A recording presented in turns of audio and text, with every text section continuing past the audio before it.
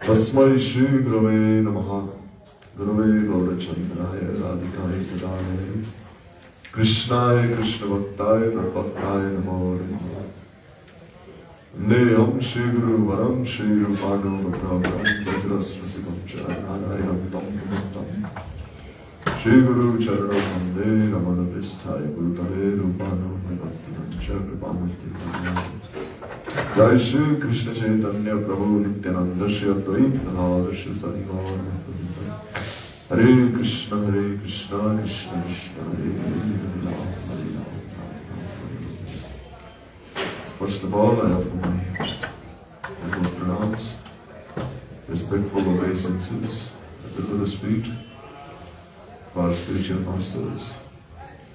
Tlai Srimad Bhaktivedanta Shri Giri Maharaj Shri Gurudev and Tlai Srimad Bhaktivedanta Shri Maharaj Shri Gurudev, to the entire Rupanakari Guru, to all the Vaishnavas and Vaishnavis, to all Gajis and to everyone else present here.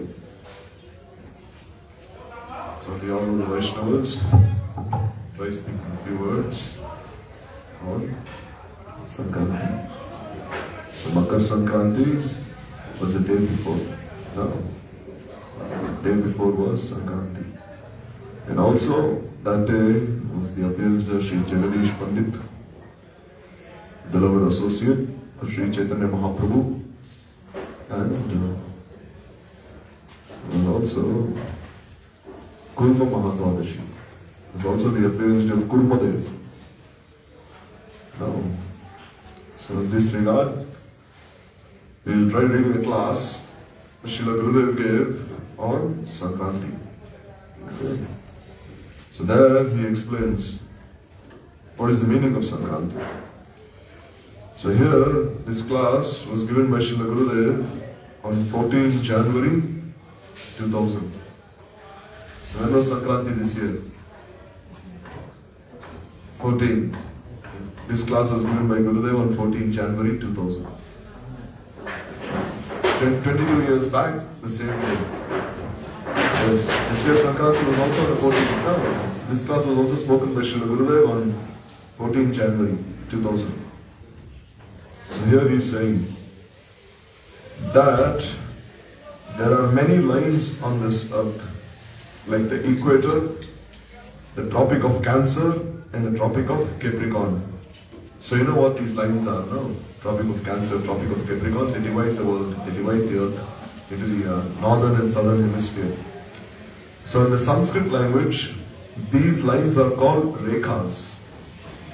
In Vedic astronomy, these rekhas are called Bhumadhya Rekha.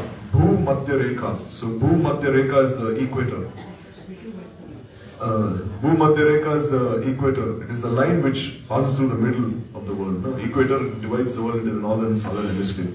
So Bhumadhya Rekha is equator. And then there's the Karka Rekha and the Makara Rekha. So in its travels, the sun is always somewhere between these lines.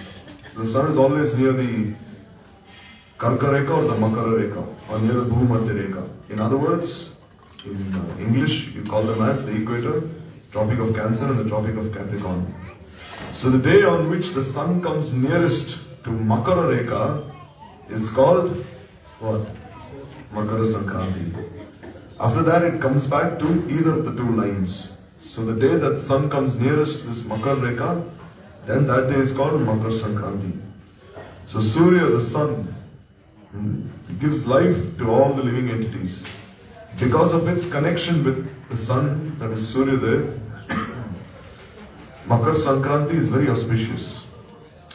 So now sun gives life to everyone. It gives life now to everyone. So therefore, on this day, almost anyone with any connection to Vedic culture, he takes bath either in the Godavari, Yamuna, Ganga, or in any other river, or in the ocean. This takes place especially in India, but it also goes on to some extent around the world. So Gurudev is saying that on this day, they always take a bath, all the devotees, either in the Ganga, Yamuna, or Saraswati, or any river, because it's so auspicious this time. On this day, it is auspicious to give donations to others. So therefore you see, when you go to Mathura, you go to many places, they give you so much in charity. What do they give you? They give you rice.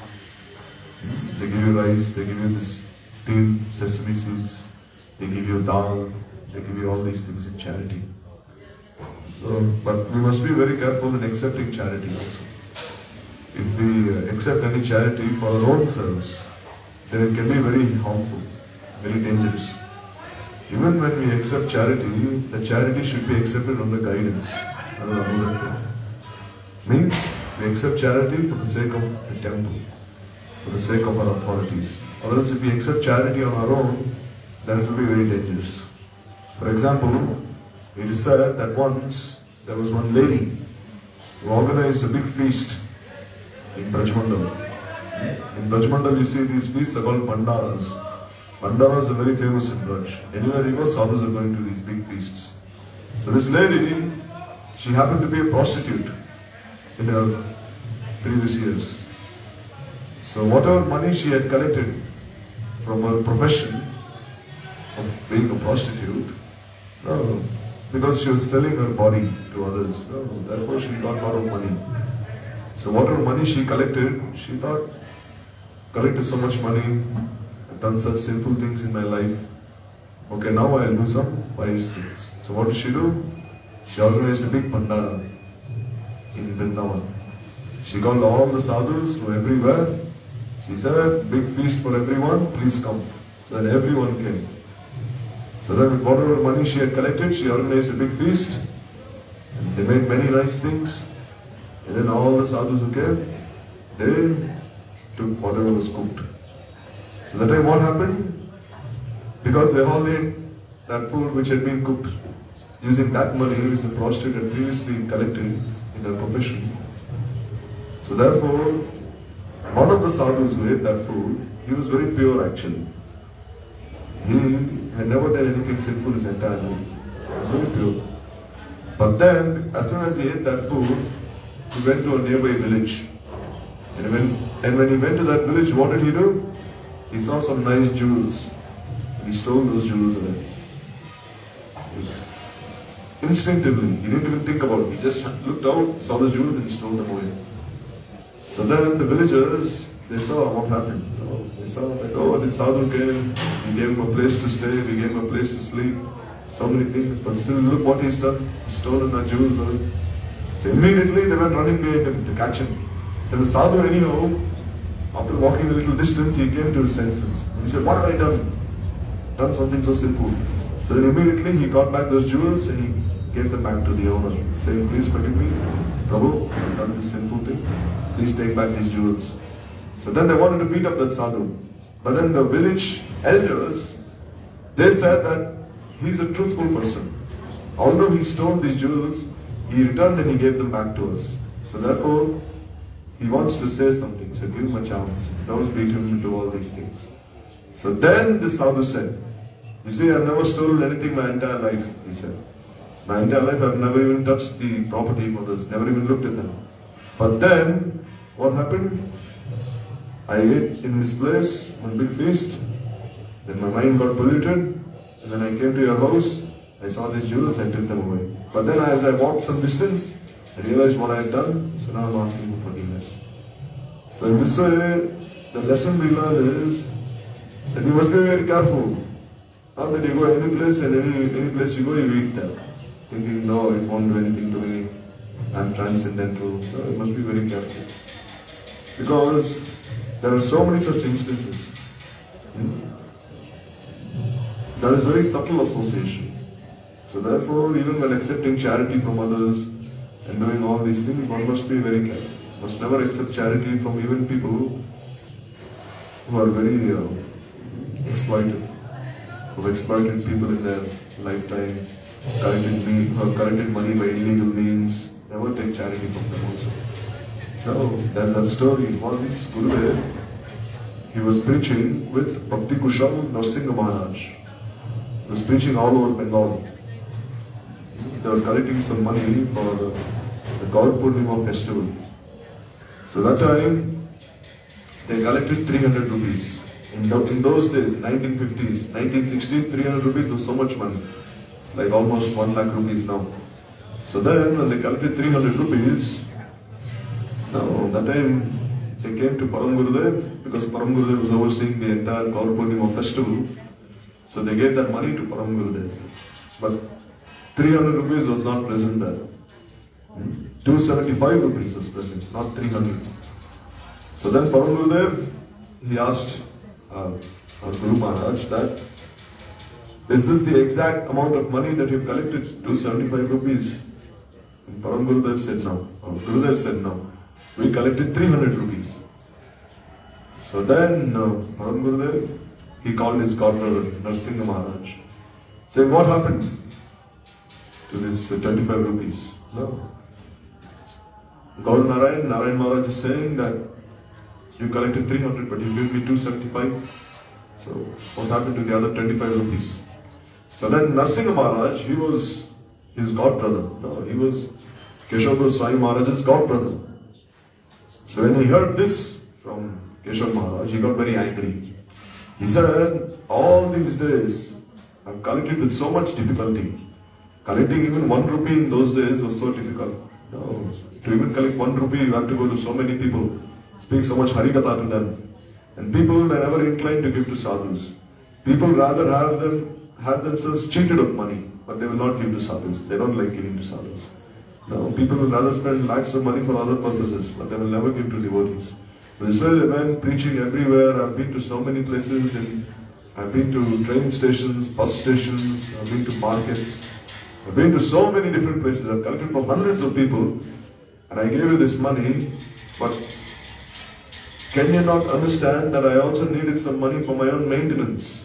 No. I need some money to maintain myself also. I need to buy some things. I need money for my expenses, for my traveling. So this is understood that I kept some money aside for myself. So why have you called me aside and asked me for the remaining money? He asked. No. Because they're godbrothers. Godbrothers can speak that way. So then Keshav Goswami Maharaj, he said, show me that money, he said. The 25 rupees that you kept aside for yourself. Give me that money.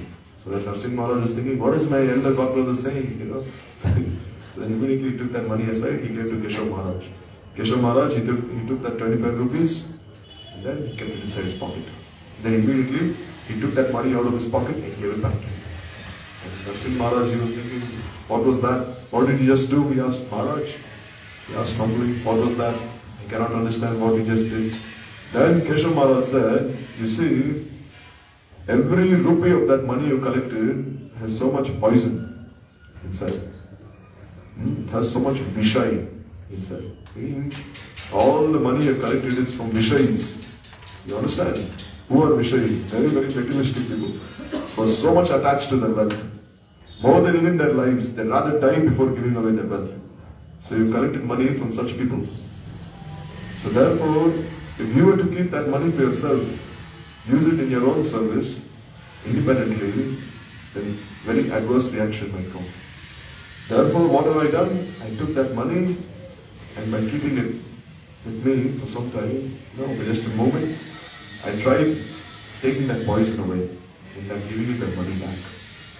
So this is how much love and affection he had towards his godbrothers. So therefore, we see that any money we collect from others, any money that we keep for ourselves, we must be very careful. Because you see, in many cases, even devotees collect so much money that it eventually leads to their downfall.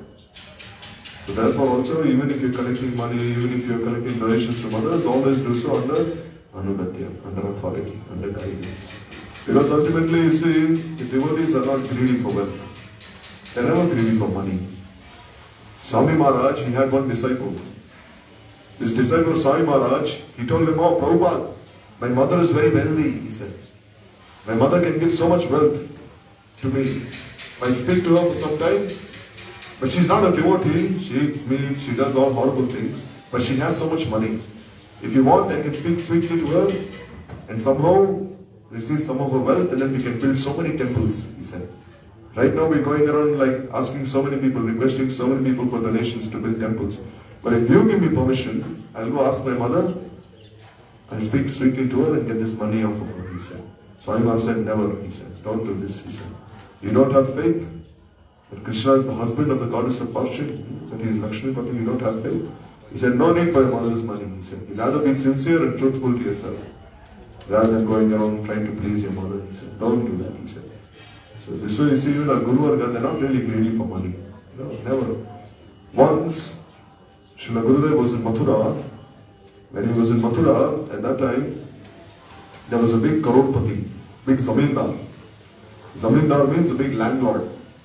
So he was sitting near Srila Gurudev's bed in Mathura. Gurudev was giving a darshan in Mathura.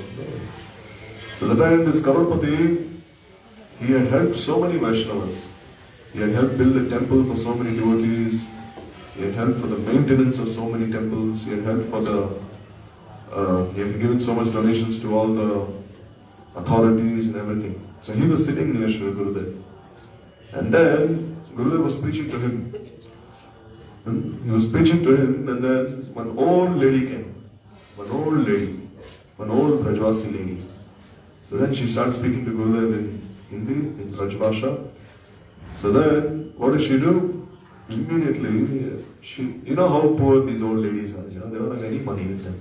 So then she tied one knot in her sari, like a really tight knot, with so many layers of knots. So then what did she do? One by one she untied that knot.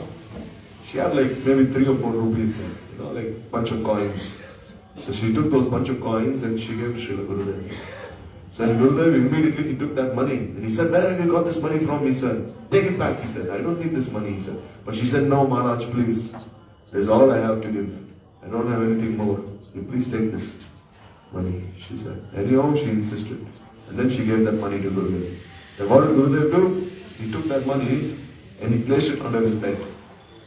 And then he looked towards that Zamindar, that landlord, that so-called millionaire. He looked towards him and he said, you have the mood that you have given so many lakhs of rupees in donation. But know that the money she has given is 1,000,000 times greater than any amount of money you have given. He said. So he cut the pride of that person. That person, he had the conception that I am giving, he said. No, I am giving this charity.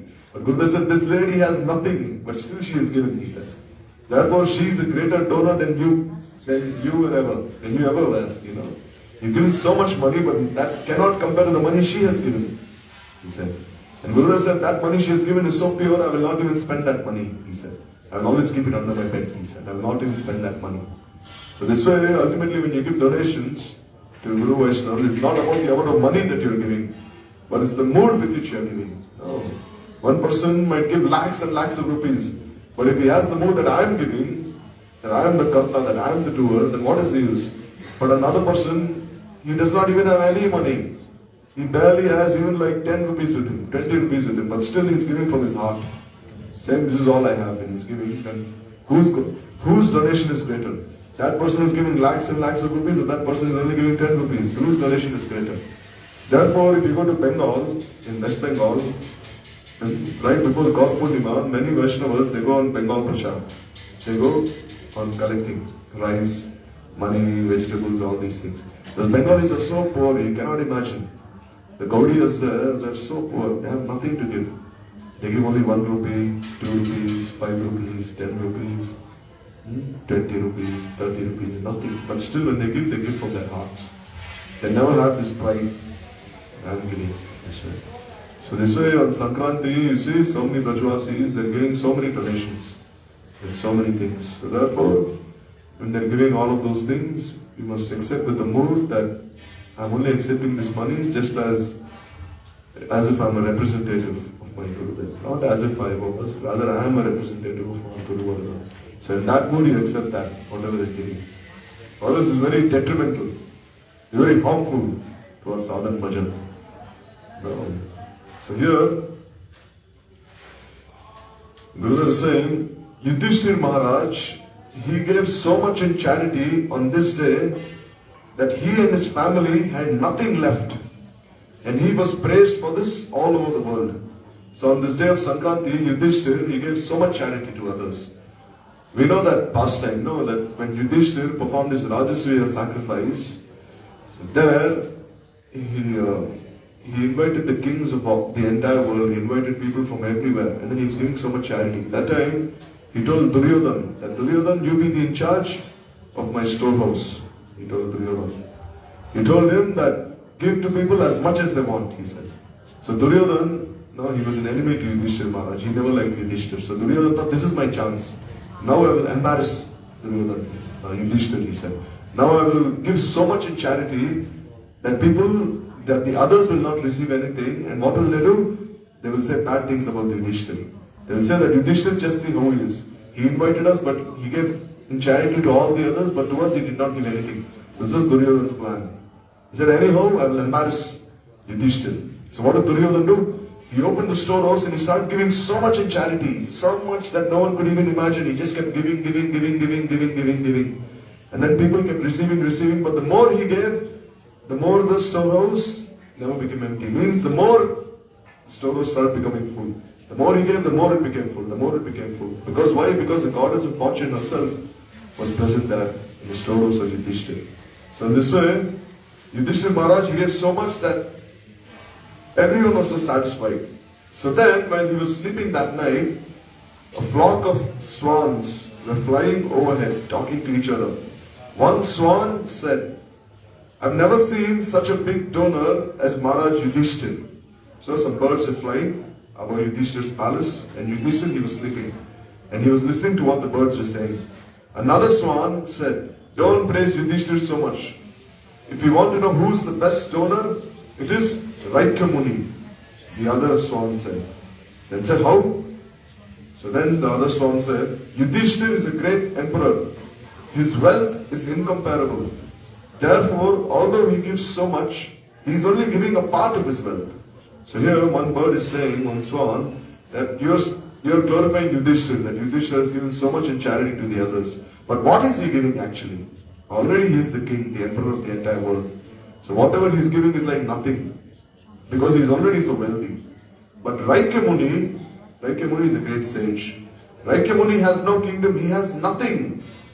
No, when the farmer takes grains from the fields, and some of those grains fall to the ground, Raikya Muni goes and collects those grains. And then he cleans, and then he cooks them, and then he distributes them. He never thinks of his own welfare. So Raikya Muni was so austere that what would he do? When the farmers would be taking some grains to their homes, then whatever grains would fall from their sacks, like very few, like maybe a handful, what would he do? He would collect those grains, he would cook them, and he would feed his entire family with those grains. And he would do this only once a month, not every day. Once a month he would collect all those grains, and then he would feed his entire family. So this way even Durvasa Rishi, it is said that even Durvasa Rishi, he came so many times to Raikya Muni. Every month he would come, and whatever grains he would have collected for his family, Durvasa would come, and then he would tell him, please give me something, I'm so hungry. And he would feed Durvasa every month, and he did this for 1 year. But not once did he tell Durvasa that, oh, Maharshi, we are fasting. My entire family and myself, we are fasting. We haven't eaten anything, and you're coming every day and you're telling us to feed you. How can we feed you when we ourselves have nothing? He never said that. Rather, very patiently, very sincerely, he fed Durvasa Rishi. He never said that, oh, Durvasa Rishi, why are you doing this? So here you see, the birds are saying that Raikya Muni, he is the real donor, he said. Because although he has nothing, still whatever little grains he's collecting, he's cooking them, and then he's distributing them for the others. So Yudhishthira Maharaj, he was listening to all of this. So Yudhishthira Maharaj, he was listening to all of this, and because he understood the language of the birds, on the next day he asked Krishna, who is this Raikya Muni? So then he told Krishna what had happened. That Raikya Muni was so glorious that whatever little he had collected, even that he would give away. He would never keep for himself. So then Krishna, he took him to see Raikya Muni, who was living under a bullock cart. So you see, Raikya Muni had no place of his own also. He had no house of his own also. He was living under a bullock cart. So then they offered pranam to Raikya Muni, and then they all spoke to him. So in this way, Raikya Muni, Yudhishthira, he asked many questions to Raikya Muni, and Raikya Muni, he answered all his questions. And then he enlightened him. So therefore, Gurudev is saying here that if one gives donations on this auspicious day, in his next life, he will never be in want. That is because this day is in relation to the sun who gives life. So here Gurudev is saying that if anyone gives any donations on this day of Sankranti, then he will never be in want. Means, he will never have to be in poverty. Krishna himself will arrange everything for him. So here, Gurudev is saying that what is the best and only really valuable donation that one can give. You see, even if you give rice, grains, money and all these things, how long will that donation last? It will last only for a few days, no? It will not last long. So here Gurudev is saying, what is the best type of donation? He's saying the best form of donation and the only valuable donation is to give Krishna Bhakti to others. He's saying this is the only donation that one can possibly give. Because this donation concerns the soul. Anything else that you're giving, it will only nourish the gross and subtle body of the people. But whatever limbs of bhakti you give means, if you're inspiring anyone to follow the limbs of bhakti, then that donation you're giving will help them eternally. It will secure their spiritual welfare. This is the best form of donation. So yesterday, this way, the day before was Makar Sankranti. It was also the day the Ganga descended to this world. All Indians, even those living very far away from the Ganga, will anyhow go to Ganga to take bath. So Gurudev is saying, when I was a little baby in India, I used to take bath with my father on this very day. I remember that although it was very cold, still I would jump in. On this day, the bathing ghats are full with hundreds of thousands of people. So on this day, hundreds of thousands of people, they go and bathe in the Ganga. Because this is the anniversary of Ganga's descent in this world. Ganga Devi, she descended to this world on this day. We know that history, that why she descended. Because there was a great king called Sagar Maharaj. So Sagar Maharaj, who was he? He was one of the greatest kings that the world has ever seen. So Sagar Maharaj, he was performing an Ashwamedha Yajna. Means he was performing a horse sacrifice. So in this way, he performed 99 such yajnas and he only had one more to go.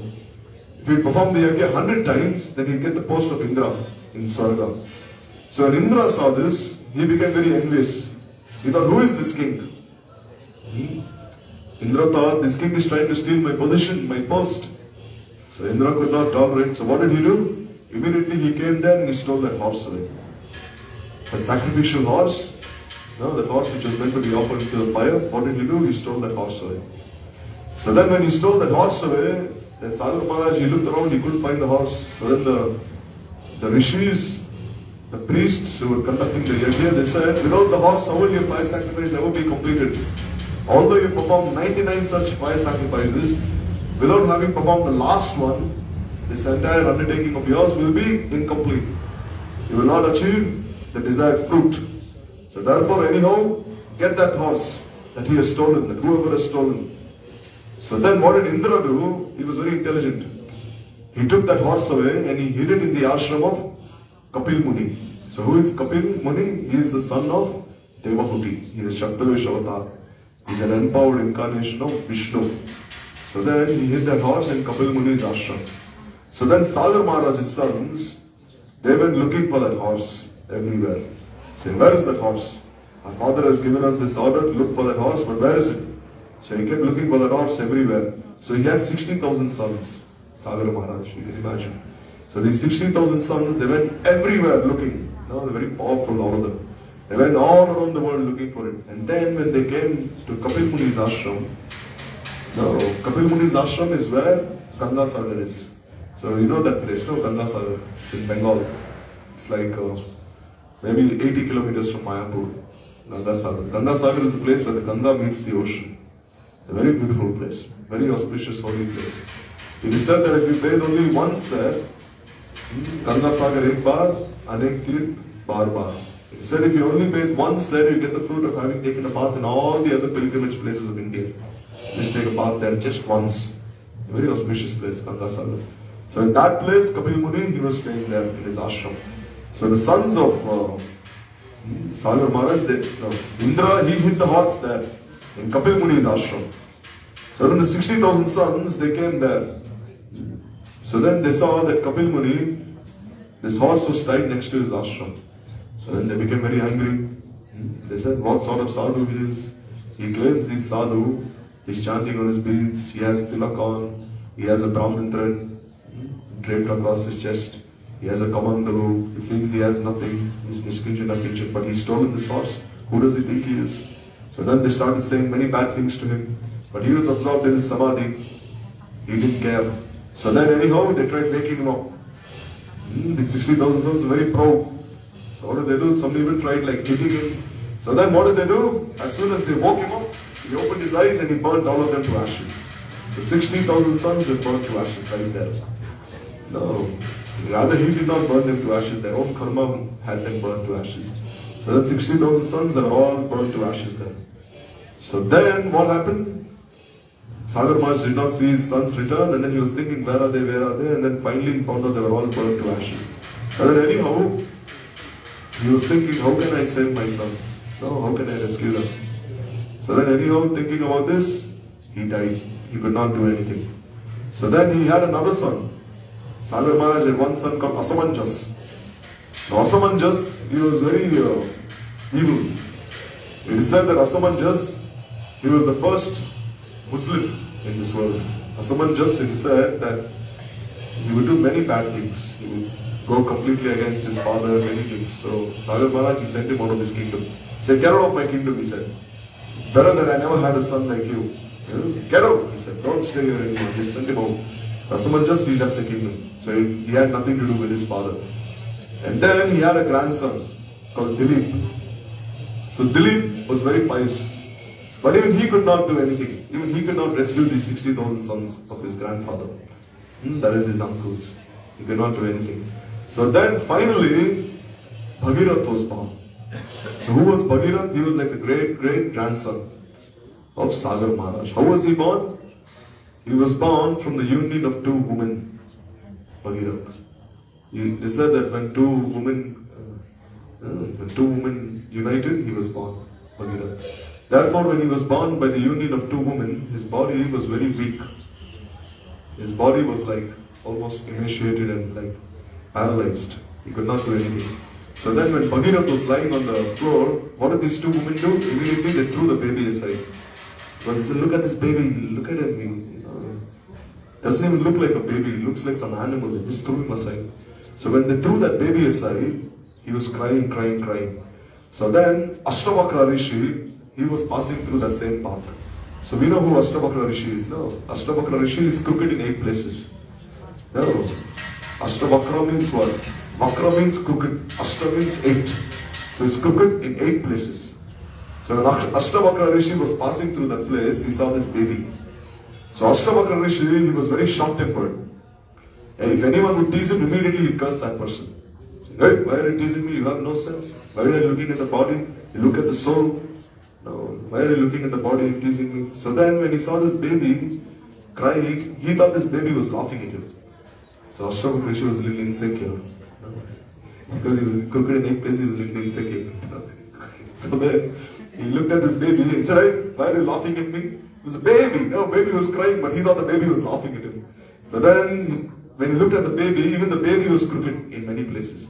So then Ashtavakra Rishi, he thought that the baby was imitating him.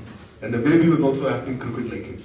But the baby was like born that way. No, the baby wasn't trying to make fun of him. So Ashtavakra Rishi said, you're making fun of me by being crooked in so many places. He said, I curse you that if you're making fun of me in this place, you will remain like that the rest of your life. He said. But if you're truly crooked in those places, then I bless you that you will grow up to be a very healthy baby. You will grow up to be a very good king in this world. So that baby immediately became very healthy, he became fit. That same baby became Bhagirath. He became Bhagirath by the blessings of Ashtavakra Rishi, he became a great king. So Bhagirath Maharaj, he grew up to be a great king, and then he heard that his 60,000 ancestors, they were burnt to ashes, and their ashes were still there. So he was thinking, how can I deliver my ancestors? How can I deliver them? How can I save them? So then it is said that he prayed to Brahma. And Brahma told him, you pray to the sun god, you pray to Suryadev. Suryadev will help you. So then when he prayed to even the sun god, then Suryadev told him that you pray to who? Ganga Devi. If you pray to Ganga Devi, then Ganga Devi, she will appear in this world and she will deliver all your ancestors. So then Bhagirath Maharaj, he started performing many penances, many austerities to please Ganga Devi. So then, how did Ganga Devi appear in this world? When Vamandev asked for 3 steps of land from Bali Maharaj, what did he do? With 1 step of land, he took everything, He took all the 7 lower planetary systems. With another step, he took the 7 upper planetary systems, which touched the Viraja ocean. So when he took one step up, one of his toes, they pierced the Viraja ocean. So what is the Viraja ocean? The Viraja ocean, it separates the material world from the spiritual world. It's a huge mass of water, Viraja Nadi. You cannot even imagine. So with one step, he pierced that ocean.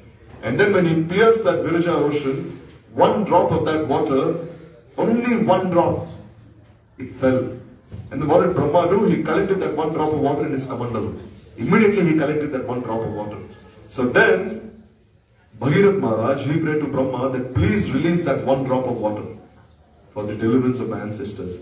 See, Bhagirath was a great king. He knew that not only should I deliver my ancestors, but anyone who takes birth in this planet Earth, in this world, anyone who even bathes in that water, they should be delivered, he thought. That was his plan, not just to deliver his ancestors, but to deliver all the living entities, all the conditioned souls. So this way, one drop of the water was collected by Brahma in his kamandalu. So then, when he prayed to Brahma, Brahma said, my dear son, you see, even that one drop of water is so powerful that if I release that one drop of water, then the entire world will be submerged. You cannot tolerate that one drop of water. So he said, anyhow, I will release a drop of that drop, he said. But even that drop of that drop will be so powerful that the entire world will be plunged. It will go into the lower planetary systems. So then he said, he prayed to Lord Shiva. He prayed to Lord Shiva that he can help you. So then Bhagirath Rishi, anyhow, Bhagirath Maharaj, he started praying to Lord Shiva that please help me. So then Lord Shiva said, alright, you tell Brahma to release one drop. And then what will I do? That one drop of water I will keep on my head. Because Lord Shiva has many matted locks on his head. So that one drop of water anyhow I will keep on my head. And Lord Shiva had previously turned the poison that was churned from the milking of the ocean. The ocean before it was churned, and many celestial personalities appeared from that ocean. And the poison itself appeared from that ocean. So Lord Shiva, he drank that poison. Therefore his heart was burning so much from the effects of that poison. It said that when he drank that poison in his hands, some drops of that poison, they seeped through his fingers and they fell in this world. So from those drops of poison, so many snakes, scorpions, all these poisonous animals were created. From those drops of poison. So he said, my heart is burning so much. So when Brahma released that one drop of a drop, that drop came with so much force, came with so much velocity, that Lord Shiva wanted to do, immediately he held that big stream of water in his head, and then anyhow he trapped that water in his head. So the water kept circulating in his head. But he did not release that water. So Bhagirath Maharaj said, oh my Shivji, Shiv Thakurji, please release that water, I have to deliver my ancestors. So then Lord Shiva, what did he do? He released a drop of the drop that came on his head. He released one drop. And that one drop came as Ganga. That one drop came as river Ganga after that. So that one drop came as river Ganga, and then Bhagirath Maharaj, anyhow, he was blowing his conch, and blowing his conch, he took Ganga Devi all the way in the heavenly region. She is known as Mandakini. In the netherworld, she is known as Bhogavati. And in this world, she is known as Bhagirathi, as Ganga. So when he was bringing Ganga, first she went through Navadvip because she wanted to have darshan where Mahaprabhu would appear. So then as he was blowing his conch, then what happened? Ganga Devi, she came to the ashram of Kapil Muni. And then the ashes of all his ancestors were submerged in the Ganga there. And then they were all delivered. Therefore, even now, according to Hindu customs, if any person dies, when they cremate him, what do? They offer his ashes inside the Ganga. Because it's very auspicious to do this. One may say that after a person has died, a person has no connection with his body. No. As soon as a person dies, he's left that body. So what is the use of burning that body and offering the ashes into the Ganga? And the person has already left the body. Actually, it is said that even after a person dies, he still has some connection to his material body. He's so much attached to his body that even after he dies, he's always thinking about his material body. Therefore, when you offer like the ashes of his body into the Ganga, he's getting so much benefit. Why? Because he still maintains some connection. He still has some very subtle attachment to that material body. So this way, when you're offering the ashes into the water, then he's also getting so much benefit. It's very auspicious to offer this way. So this way, Ganga Devi, we see that Ganga Devi herself has so much, she is revered so much in Vedic society. Ganga Devi herself, we see even in Krishna's pastimes, in Mahaprabhu's pastimes, she has so much importance. How did Mahaprabhu appear? How? When all the devotees had gathered on the banks of the Ganga on a lunar eclipse, in the month of March, Falgun, all the devotees were engaged in Harinam Sankirtan. They were all chanting the Mahamantra, chanting Sri Hari's names on the banks of the Ganga. That's how Mahaprabhu appeared on that day. So in that way, he was showing to the entire world that if you want pure bhakti, if you want Bhagavan to appear in your heart, then you have to take shelter of Ganga Devi. And then they all took shelter of Ganga Devi, all the devotees, and they worshipped Bhagavan in this way. And as soon as he was born, Mahaprabhu, he had so much love for Ganga Devi. Every day he'd go there without fail, have a bath. Every day he'd go with all his devotees. He'd walk on the banks of the Ganga. He would do Sankirtan with all the devotees there on the banks of the Ganga. They said they would all speak Harikatha to each other. They would do Harikirtan with each other. And they say Mahaprabhu would bless everyone there. He would say, just look at Ganga Devi. Or to speak of even bathing in the waters. If you just remember her name, if you just say Ganga Devi, then you will be purified of all your anarthas, all your sins. It's so auspicious.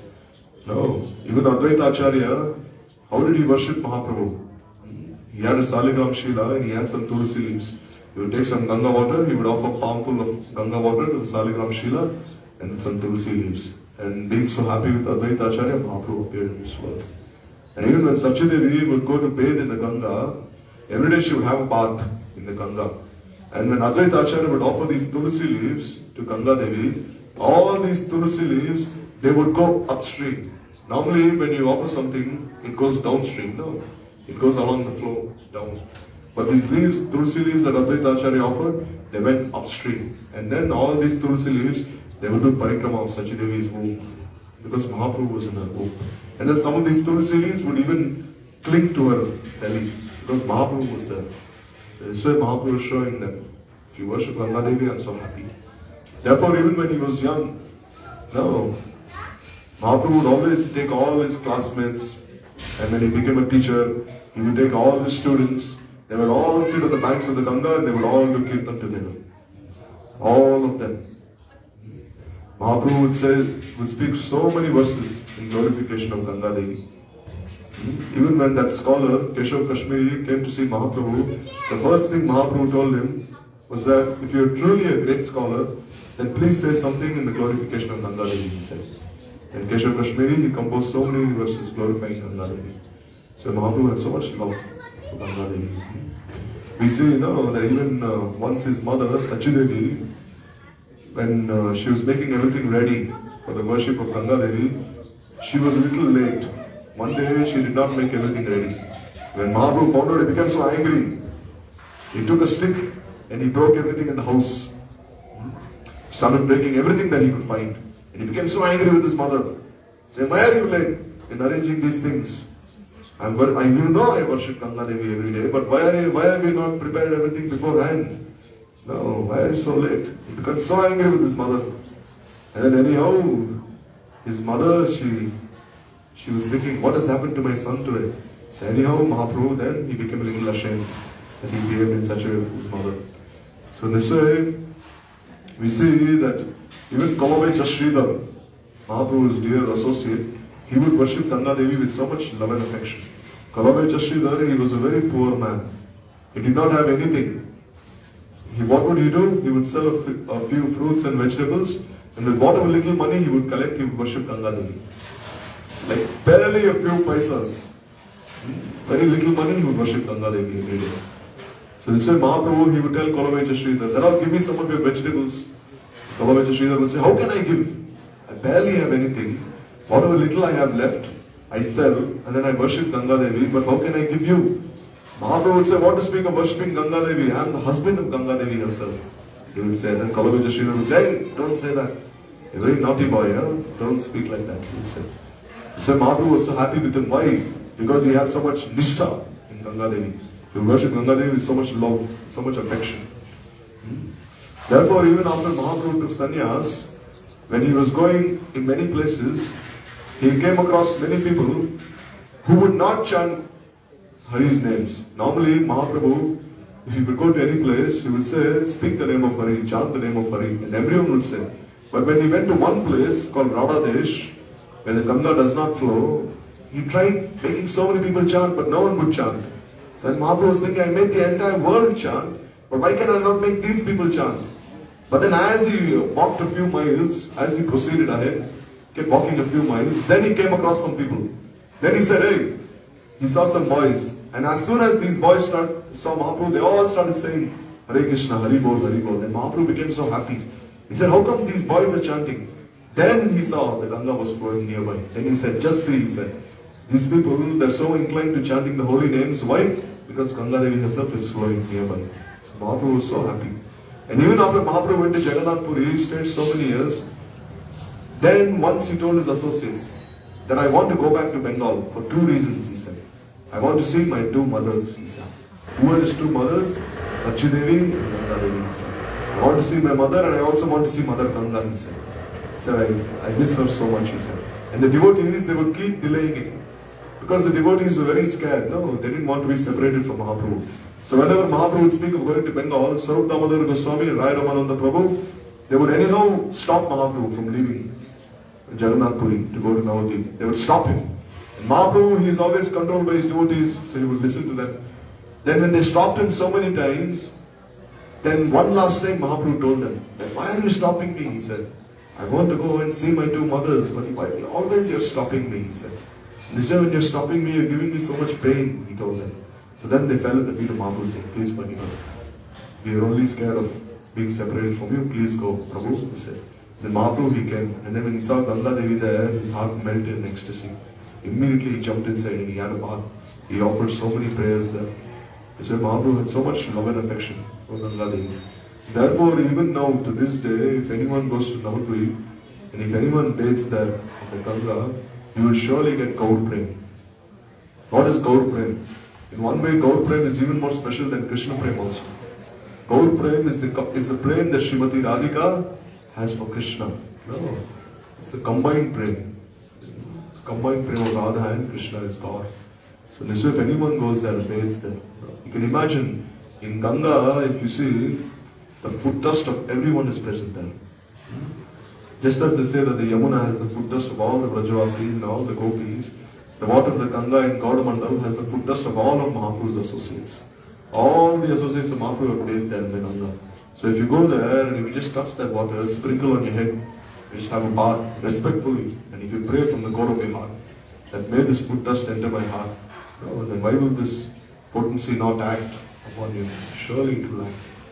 Therefore we see even when Gurudev was in Navadvip also, when he joined the temple there, every day without fail, he would go in the morning, 2-3 hours just spend on the banks of the Ganga, just offering so many prayers. And on the day of Ekadashi, what would he do? Spend the entire night with all the brahmacharis and sannyasis on the banks of the Ganga, just doing Hari Kirtan, Hari Nam Sankirtan. So therefore, this Makar Sankranti is such an auspicious tithi. And if you see how was the Bhagavatam spoken, Parikshit Maharaj, he was cursed to die after 7 days. No. So what did Parikshit Maharaj do? Immediately he left his kingdom aside. Where did he go? He went to a place called Sukrutal. He went to this place called Sukrutal, and there on the banks of the Ganga, he just sat down. Wearing just one piece of cloth, he just sat down, having nothing in his hands. Nothing, no kingly dress, kingly attire, nothing. Then what happened? 80,000 rishis, they all appeared on the banks of the Ganga. And then Sukadev Goswami, he also appeared on the banks of the Ganga. And this way they all took shelter of Ganga Devi. And then when Sukadev Goswami appeared, Parikshit Maharaj, he told Sukadev Goswami, I have 2 questions, he said, to ask you. The first question is, what is the duty of a person who is going to die immediately? And the second question is, what is the duty of a person who is going to die after some time? So then Sukadev Goswami said, the duty of a person who is going to die immediately is that anyhow, you chant the holy names of Sri Hari. And in answer to the second question, he said that a person who is going to die after some more time, he should spend his entire life practicing bhajan. Because then, if he spends his entire life following the limbs of bhajan, then it is assured that even when the time of death comes, he is bound to remember Sri Hari. So this way, Sukadeva Goswami spoke so much Tattva and Siddhanta to Parikshit. Ultimately, he spoke the glories of the Vrajavasis on the banks of the Ganga. No. So this way is a very auspicious tithi. So this way Ganga Devi, she is called Brahma Dravatvam. Brahma Dravatvam means she is liquefied transcendence. Means this transcendental nature of Sri Hari itself has appeared in the form of Sri Ganga. So this way in Makar Sankranti, everyone bathes in the Ganga there. Oh, also we see that Ganga Mata Goswamini, she is this great Vaishnavi, great devotee of Mahaprabhu. When she was in Jagannath Puri, Ganga Mata Goswamini, she wanted to bathe in Ganga Sagar on this day of Makar Sankranti. So then she was thinking, how can I bathe there? But my Jagannath is here, my deities are here, how can I go there? So then in the night, as she was sleeping, big force of water, big current of water came and it swept her aside.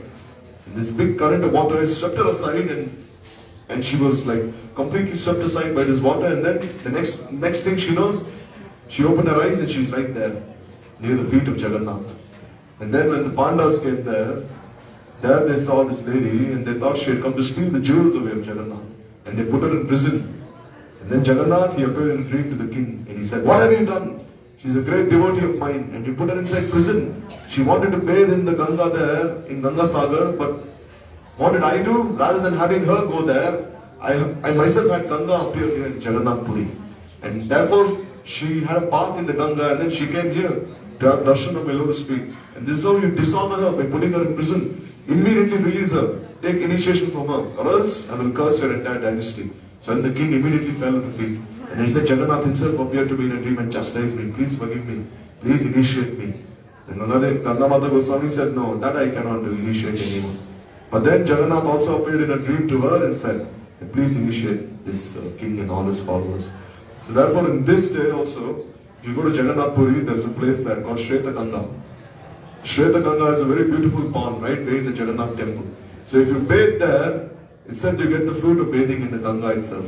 If you bathe in that pond, Sritakanda. So therefore on this day of Makar Sankranti, so many people are also bathing there in Sritakanda also. Also, if you go behind the Jagannath temple, like if you go to the west, if you go to the police station there you will find a very nice well. This well is called Paramananda Koop. So Paramananda Puri, once Mahaprabhu, he came with all his devotees there. And Paramananda Puri, what did he do? He wanted to offer some water to Mahaprabhu. But the water of this well was very salty. And he was feeling very sad in his heart. And how can I offer this water? This water is so salty. And Mahaprabhu said, why are you so shy? Give me that water, I want to drink. But he said, Prabhu, this water is so salty, how can I give you? You've come here to my residence, but how can I give you this salty water? And Mahaprabhu said, salty, what is salty? He looked inside the well and he said, this water is used in Jagannath's Seva. Ganga herself will appear here. And then immediately, Ganga Devi appeared there. And then immediately when Mahaprabhu took some water from that well, it was so sweet. Why? Because Ganga herself had appeared in that well. Therefore on this day, so many devotees also go there. And they take some water from that well, they drink it, they bathe in that water, and do so many things there. They offer the pranams there. So this way, Ganga Devi, she's herself, her name, her qualities, her water, her glories, everything is so auspicious, so purifying. There are so many histories regarding her that we heard from the Vaishnavas. It is said that even the snakes that reside in the Ganga, Garuda, he would come down and he would eat one of those snakes, and the snake would appear in a 400 form and sit on the back of Garuda and go to Vaikuntha. That's how potent her waters are. It is said that even the sand of Ganga is so powerful. It is said that once one bull was digging up the sand with its horns. The bull was digging up the Ganga, the sand of the Ganga. And then what happened? One very simple person, he was walking nearby. So the bull, what this bull do? It gored him to death. Means it took its horns and pushed its horns inside this man's stomach. And this man, he died. And then the Yamdutas, the messengers of Yam, they took him to hell. He said he was such a sinful person, they put him in a pot of boiling oil. But as soon as they put him in a pot of boiling oil, the pot of boiling oil immediately became so cool as nectar itself. So then they were scratching their heads, thinking, how is this possible? He was so sinful, we wanted to put him in this pot of burning oil, but this pot of burning oil has become so cool, like nectar itself. Why? Then they went and asked Yamaraj. Then Yamaraj said, when the bull killed him to death, some sand from the bull's horns went inside his stomach. Some sand from the bull's horns went inside his stomach. So therefore when he died, the sand was still in his stomach. So he had some connection with Ganga Devi. So therefore when you brought him to hell and you put him inside this pot of burning oil, that pot of burning oil became as cool as nectar itself. So this is how potent she is. Ganga Devi. What to speak of her water, even the sand that has touched Ganga Devi.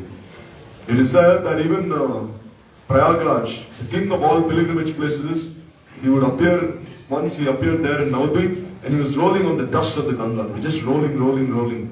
And as he was rolling, he became more and more golden. He lost his black form and he became more and more golden. So one devotee asked him that, how is it that you were so black and now you're becoming so golden? So then Prayagraj said that people are always bathing inside my water and they're depositing all their sins there. Therefore I've become so black because of their sins. But now that I'm rolling in the dust here, rolling in the Ganga, all their sins are going away and I'm getting my complexion back, a golden complexion. So therefore there's so many innumerable glories of Ganga Devi. But anyhow, the attention span of us conditioned souls of Kali Yuga is very small. We can only listen to Harikatha so much. I can already see many faces drowsing away, looking at the clock, so no need to force anyone also. No? Attention span is not so much. So therefore we pray to Ganga Devi that we will also bathe in our waters one day. No, that even her glories will touch our hearts. Will touch our hearts and we also become purified. We also achieve this Gaur Prem. No, we want this Gaur Prem. We want or not? We want. No, sometime only we want. No, see, Tarun Prabhu, we just woke up now. We just woke up now, he's saying he wants. Just now he woke up, he's saying I want. What he wants, I don't know. Stop now, okay. Vancha Gurvataro Vyasya Kripa Sindhu Devacha Patitanam Pavanebhyo Vaishnavebhyo Namo